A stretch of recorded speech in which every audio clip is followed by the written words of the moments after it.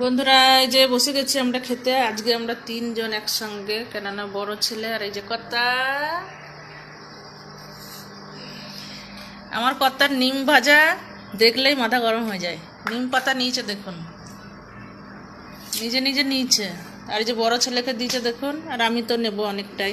আমাদের সাথে নিম পাতা আছে, আর এই যে ভেন্ডি ভাজা, আর এখানে সালাড আছে, আর এখানে এই যে মাছের ঝোল, রুই মাছ, জ্যান্ত রুই মাছ, আলু দিয়ে, ঝিঙে দিয়ে, আর এই যে বড়ি, আমার চাল কুমড়োর বড়ি, এই যে ঝোল। আজকে আমার এই রান্না। ছোট ছেলে বাড়ি সকালে এসে আবার চলে গেছে প্রোগ্রামে। তো এই যে বন্ধুরা, ভেন্ডি ভাজা। তা একটা জিনিস আমি জানতাম না, এত বছর বয়স হয়ে গেলাম, বুড়ো হতে চললাম, আমি কোনোদিনও জানতাম না যে ভেন্ডি আর ঢেঁড়স আলাদা হয়।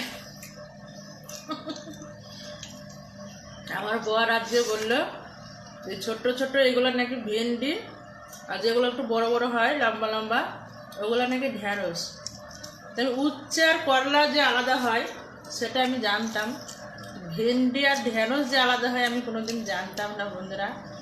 মানে কি বলবো, আজকে জানলাম, মানে প্রথম শুনলাম। আমি ভাবতাম বোধ হয় দুটোই একই নাম, মানে এক একজন এক ঢেঁড়সটা শুনতে বাজে লাগে, তো ওই জন্য বোধ হয় ভেন্ডিটাই ভালো নাম আর ঢেঁড়সটা ডাক নাম, আমি এটাই ভাবতাম। ঠিক আছে, তা আজকে জানলাম যে ও দুটো নাকি আলাদা জিনিস। কি বলবো বন্ধুরা, তা আপনারা কি জানেন সবাই? আমি জানি না যে এটা দুটো আলাদা হয় কিনা। যারা জানেন তারা আমাকে কমেন্ট করে একটু জানাবেন। হ্যাঁ, টাটা।